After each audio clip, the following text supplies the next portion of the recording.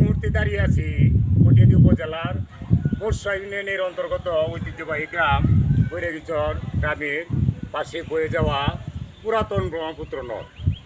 বর্তমানে কেউ কেউ এই নদকে আড়িয়াল খাঁ নদ হিসাবে দেখে থাকেন।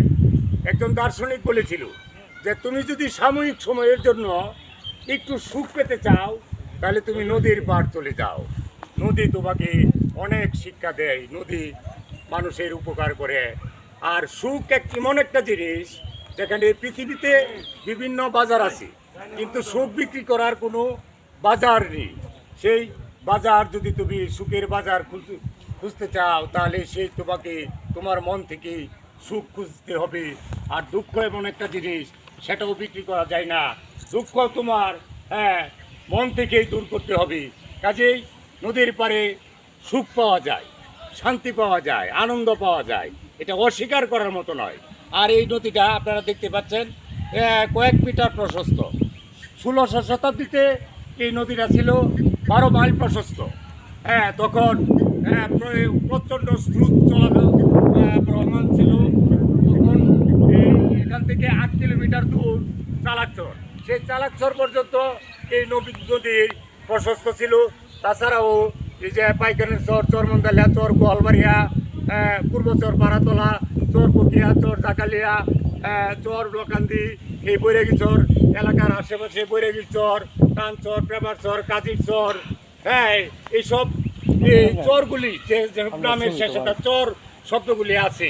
এই নদীটা 12 মাইল প্রশস্ত থেকে আস্তে আস্তে নদীর খরস্রোত কমে যাওয়ার কারণে এই বিভিন্ন এলাকায় চর সৃষ্টি হয়েছে। এই চরে বিভিন্ন মানুষের বসবাস শুরু থেকেই এই চরগুলির নাম হয়েছে। এই নদীর এখান থেকে প্রায় 8 কিলোমিটার দক্ষিণে ইসাকা মানসিংহর দুর্গ রয়েছে। একসময় 12 মাইল প্রশস্ত 1595 সনে এই নদী পার হয়ে মানসিংহের সৈন্যরা এই 11 সিন্ধুর দুর্গে এসে ইসাকার কাছে যুদ্ধে হেরে গিয়ে আত্মসমর্পণ করেছিল। কাজে এই নদীর ইতিহাস অনেক লম্বা ইতিহাস, হাজার বছর ধরে এই নদী বহমান। তবে নদী মানুষকে উপকার করে, নদী মানুষকে শান্তি দেয়। আমি আগেই বলেছি নদী মানুষকে সুখ দেয়। কাজেই সাময়িক সময়ের জন্য যদি কেউ একটু সুখ পেতে চান তাহলে নদীর পাড় চলে আসেন, একটু সুখ পেবেন। কারণ নদীর পাড়ের বাতাস অত্যন্ত মনোরম। তবে আমি আর কথা বাড়াতে চাই না। আমার এই ভিডিওটা যদি কেউ শুনে থাকেন তা আপনাদের সুস্বাস্থ্য এবং দীর্ঘায়ু কামনা করছি। সকলের মঙ্গল হোক, সুন্দর থাকুক পৃথিবী, নদী টিকে থাকুক, পরিবেশ রক্ষা হোক, এই প্রত্যাশা রইল।